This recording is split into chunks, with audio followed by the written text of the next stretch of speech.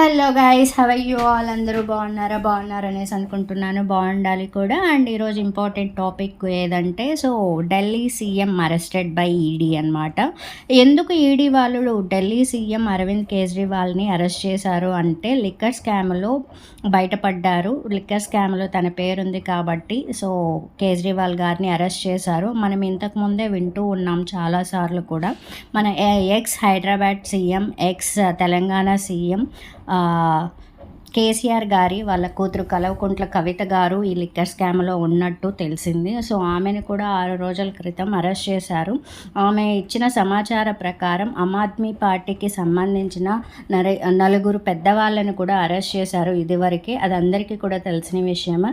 And 9 సార్లు court Arvind Kejriwal గారికి notification జారీ చేసినా కూడా తను హాజరు కాలేదు కాబట్టి నిన్న ఎస్టర్డే తనని అరెస్ట్ చేయడానికి కేజ్రీవాల్ గారి ఇంటికి, ఢిల్లీలో ఉన్న వాళ్ళ ఇంటికి వెళ్ళి పోలీసులు అరెస్ట్ చేయడానికి ట్రై చేశారు.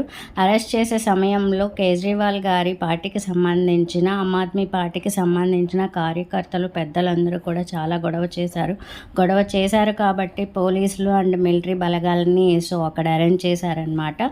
ఎట్టకేలకు అరెస్ట్ చేశారు. ఇంకా కోర్టు విచారణకు వచ్చేటప్పుడు ఎందుకు, ఏంటి, ఫ్యూచర్ ఏమి అనేసి చూద్దామండి. తను ఆ స్కామ్లో ఉన్నారా లేదా అనేది తెలుసుకుందాము. Thank you so much guys.